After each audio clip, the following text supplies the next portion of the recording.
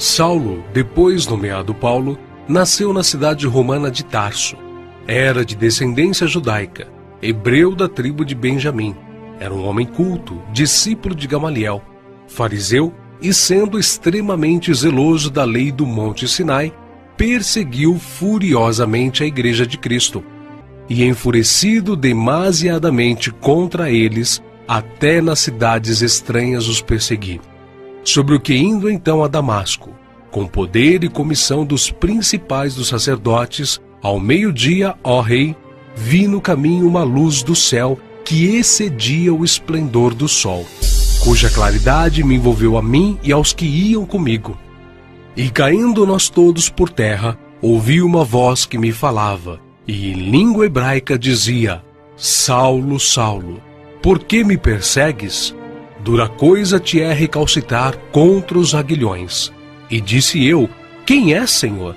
E ele respondeu: Eu sou Jesus a quem tu persegues.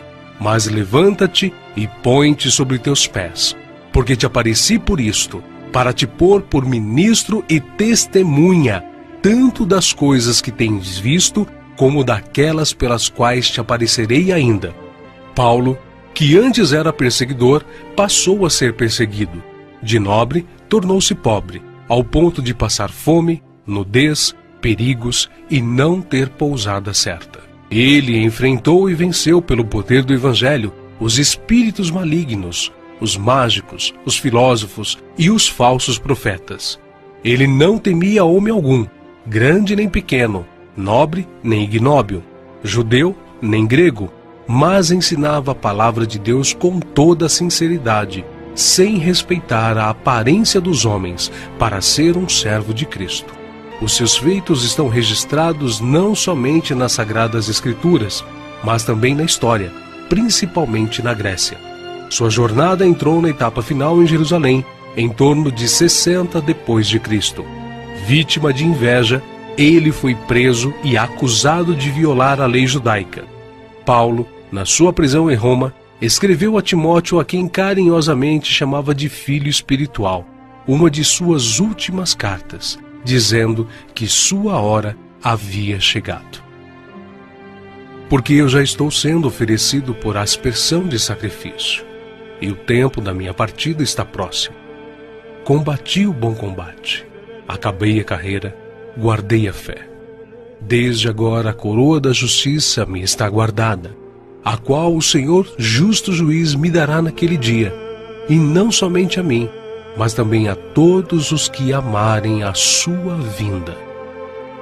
Segundo os registros antigos, Paulo foi decapitado a mando do imperador Nero, mas suas cartas continuam vivas, testificando da verdade e do amor de Cristo até os dias de hoje. André, irmão de Pedro, pescador e discípulo de João Batista, pregou o evangelho a muitas nações da Ásia. Mas, ao chegar a Acaia, foi preso e crucificado numa cruz em forma de X. Daí, então, a origem do termo de Cruz de Santo André. Bartolomeu tem sido identificado muitas vezes na Bíblia como Natanael.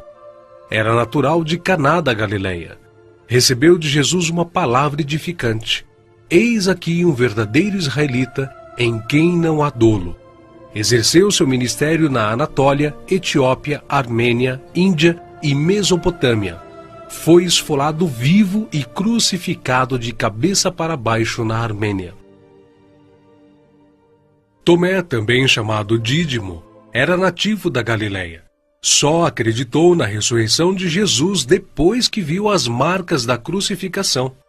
Segundo a tradição, sua obra de evangelização se estendeu à Pérsia e Índia. Consta que seu martírio se deu por ordem do rei de Milapura, na cidade indiana de Madras, no ano 53 da era cristã. Foi lançado em uma fornalha. Mateus, filho de Alfeu, também chamado de Levi. Mateus foi cobrador de impostos, um publicano nos domínios de Herodes Antipas, em Cafarnaum. Os publicanos eram odiados pelos judeus, os quais consideravam esta profissão desonesta, pelo fato de se sentirem obrigados a terem que pagar impostos aos romanos. Mateus ganhava vida nesta profissão, mas Cristo o encontrou, ordenando-o que o seguisse. Mateus então abandonou seu emprego público, deixando tudo para seguir ao Senhor. Escreveu seu evangelho na língua hebraica, que foi depois traduzido para o grego por Tiago o Menor. Mateus percorreu a Judéia, a Etiópia e a Pérsia, pregando e ensinando. Segundo alguns historiadores, ele foi cravado na terra e decapitado na Etiópia.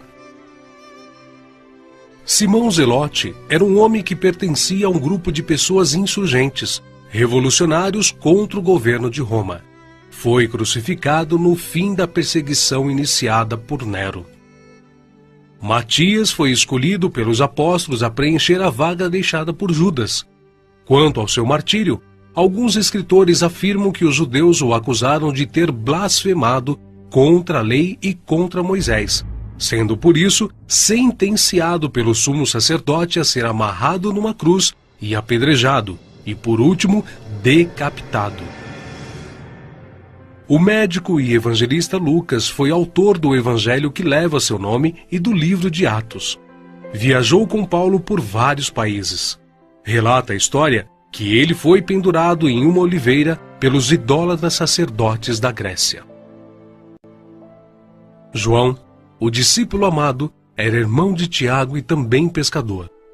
Quando Cristo o chamou, ele não hesitou em imediatamente deixar suas redes, o barco e seu pai, junto com seu irmão.